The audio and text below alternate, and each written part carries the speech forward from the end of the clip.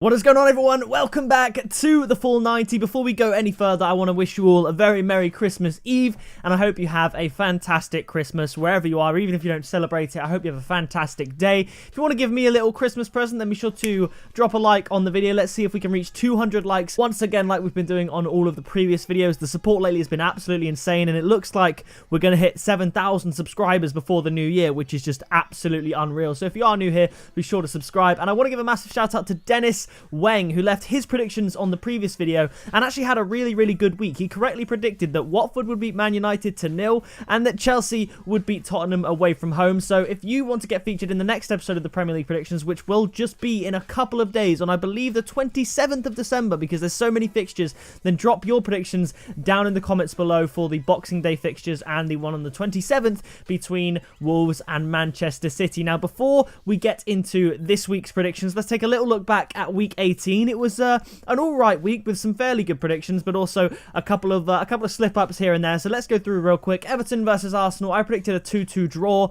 I got the result correct, but the goals nowhere near. It was a 0-0 game. Arsenal in the last half an hour looked like they could have actually won the game, maybe 1-0, but the first half, I actually stopped watching. I've never done this before. 40 minutes, I just turned it off. It was the most boring first half of football I've ever seen in my life. The quality was just absolutely atrocious. So we'll move swiftly on there. I finally predicted Aston Villa to get a win, much to the delight of many Aston Villa fans, and they actually lost to Southampton 3-1. I predicted a 2-1 win to Villa, so I was wrong with that one. Villa, you've screwed me over again. The next game, Bournemouth versus Burnley. I predicted a higher scoring Burnley win, but it was in fact a 1-0 win to Burnley, like the Burnley of old. Brighton Sheffield, I predicted a 1-1 draw. Close, but Sheffield United on top form in 5th place currently, with a 1-0 win over Brighton there. Newcastle Palace, I predicted a 0-0 draw, and I was so close to getting it right, but Miguel Almiron, of all people, scores his first Premier League goal in the last 10 minutes to make it a 1-0 win to Newcastle. The next game, Norwich versus Wolves, I correctly predicted that Wolves would beat Norwich 2-1, and looking at my statistics for the season so far, Wolves is way out there in the front. More than one correct prediction ahead of every other team I've ever made a prediction for this year in terms of correct scores. Last year, the winner was Arsenal, the team that I correctly predicted the score of the most. This year, Wolves is pulling away at this point, so maybe keep an eye out for my Wolves predictions. The next game was Man City Leicester. I predicted a 3-2 win to Manchester City. I was very close. It was a 3-1 win to Manchester City in the end. Watford Man United. I predicted Man United to win, and Watford went and won 2-0. Just those 5 minutes changed the game, all because of David De Gea, it has to be said. So not a good result for Manchester United there. And Tottenham Chelsea, I predicted Tottenham would win. They were in form. They looked like the team that were going to get the job done, and Chelsea just destroyed them. It was only 2-0, but Chelsea just played them off the park in the first half, certainly, and deservedly got the win. So now, let's move on to week 19. Kicking it off, the early kickoff, we have Tottenham up against Brighton. This is going to be a very tough game for Tottenham. Now, I believe last time out, Brighton actually beat Tottenham, if I'm not mistaken. And I think that really started the downfall of Pochettino in terms of his time at Tottenham. And I think this is going to be very tough because Brighton are playing fairly well. They did, however, lose at home to Sheffield United the week before. I know Sheffield United have a very strong defence, Tottenham not so much. So I am going to say that Brighton will score, but their away form isn't great, and I don't think it'll be good enough for them to get anything from this game. I'm going to go for a 2-1 home win to Tottenham because Mourinho will want to and will have to bounce back and try and get a win. Early kickoff, get the game won, and then just chill on Boxing Day, watch the other games, maybe have a good time. That's going to be his plan, I'm sure. The next game, Aston Villa up against Norwich. Now, this is going to be a very close one. I was thinking perhaps a 2-2 draw between the two teams, but Aston Villa, despite their result against Southampton last week, should have enough to beat Norwich here. So I'm going to up it again. I think it's going to be high scoring because Norwich will know that Aston Villa are vulnerable, so we'll like to attack them. Aston Villa are they're all right going forward at Villa Park, and Norwich aren't the strongest team, so they'll want to go forward as well. So I'm going to go for a 3-2 home win to Aston Villa. The next game is Bournemouth up against Arsenal. Arsenal will have Arteta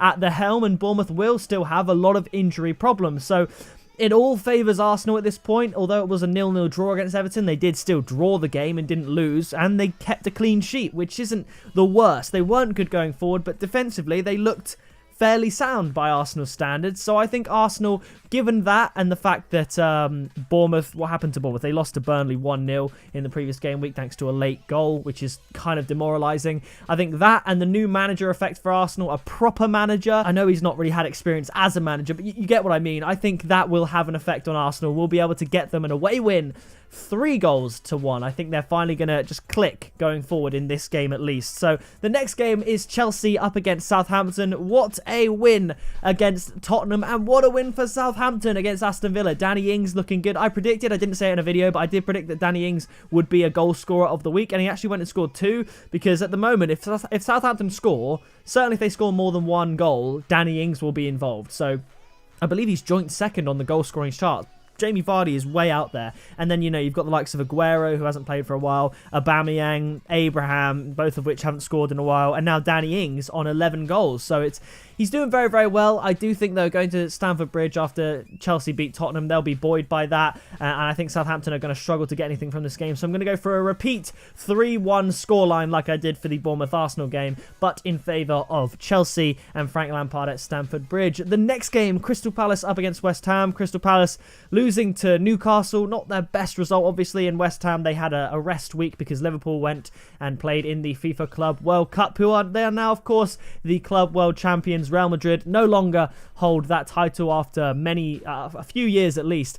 So that's good for Liverpool and good for West Ham, really, because they should be fresh and ready to go. However, they aren't in the best form. They might have eaten a bit too much on Christmas Day. You never know. And I think Crystal Palace at home will be able to get something from this game at least. So I'm going to go for a 1-1 draw between the two teams here. The next game, Everton versus Burnley. Now, this happens every season. I predict it every season. Everton don't start off very well, and then going into the new year, they look a little bit better, and then January, February, they tend to play their better football towards the end of the season and recover a top half of the table finish. Do I think they'll go that far this season? Perhaps not, given the likes of Wolves are still very strong. Sheffield United, surprise standouts for the top half of the table finish candidates. I think, however, Everton are going to be able to win this. I know they didn't play great against Arsenal, but they should by now have Carlo Ancelotti as an official manager. I don't know if that's been announced like Arteta has, but either way, I think Everton will be able to get a win against Burnley. Burnley have been playing quite well this season, so it wouldn't surprise a lot of people if you looked at the end of the day at the results and saw that Burnley won.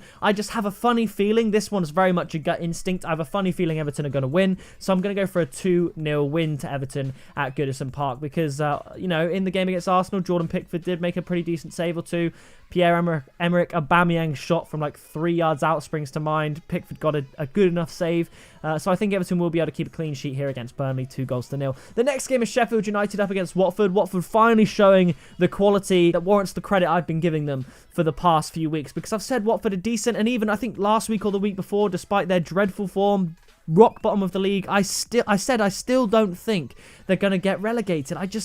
I don't know.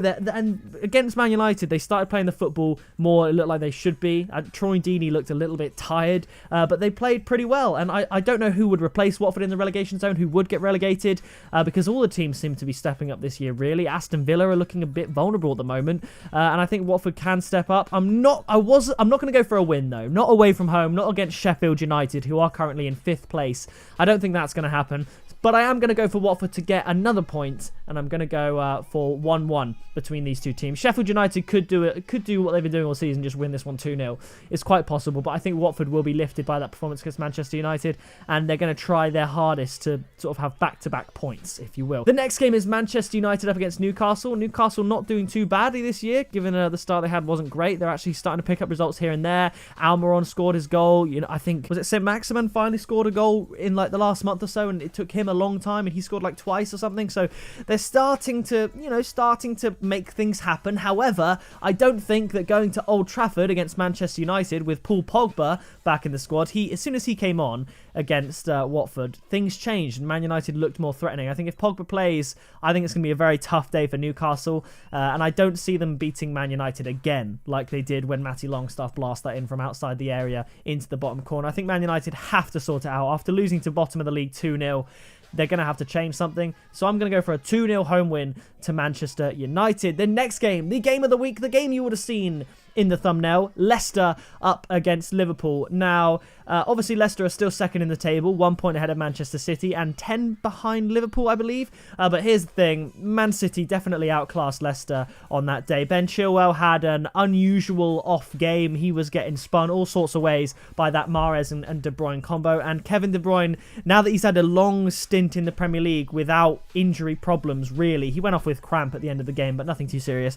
He's showing that he is the best player in the Premier League, in my opinion. I rate him so highly. He's unreal.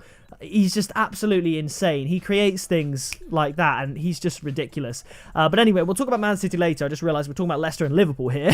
Liverpool will obviously be buoyed by the fact that they won the Club World Cup, and they'll be keen to get back to the Premier League with a win. They did look a bit vulnerable against Flamengo, though, but I think that's credit to Flamengo. The playing conditions were vastly different to the way they are in the UK, and Leicester will be looking to bounce back, and at the King Power Stadium, anything could happen in this game. Leicester could beat Liverpool. They could draw with Liverpool, but I think Liverpool are going to win. I think it's going to be very, very close, but I think just seeing how far ahead in terms of class Manchester City overall seem to be more better than Leicester, I think that should be enough to let people know that Liverpool should win this game if they play well. If they haven't played great some games this season. If they have an off day like they have done, Leicester can win this. I fully believe that, and beat Liverpool, giving them their first loss of the season. But if Liverpool play as well as I know they're capable of, they should be able to win. So I'm banking on that and going for a 2-1 Liverpool win. But it would not surprise me if Liverpool, especially if they don't turn up on the day, that Leicester get a win and bring themselves back into that title race. Because after getting defeated so comfortably by Manchester City,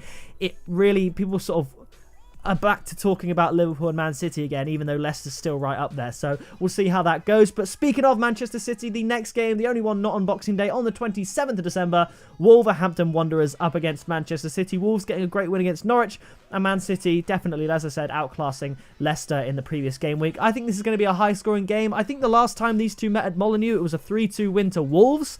Is that correct? Because when Wolves beat Man City at the Etihad, it was 2-0 thanks to Adama Traore, who's getting the recognition he deserves. I was saying it last year. I just think he's great. He's such a beast of a player. I think Man City are going to win this game. I just do. I think Wolves are going to put up a great fight. I think it's going to be a great game and another high-scoring game. But I think Man City are just going to get the edge. And I'm going to go for a 3-2 away win to Manchester City. So that is going to do it for this video. If you did enjoy it, like I said, please do leave a like on it. Have a great Christmas tomorrow, and I'll see you in the next video, the week 20 predictions on the 27th of December. So yeah, I hope you did enjoy, and I'll see you in the next video very soon.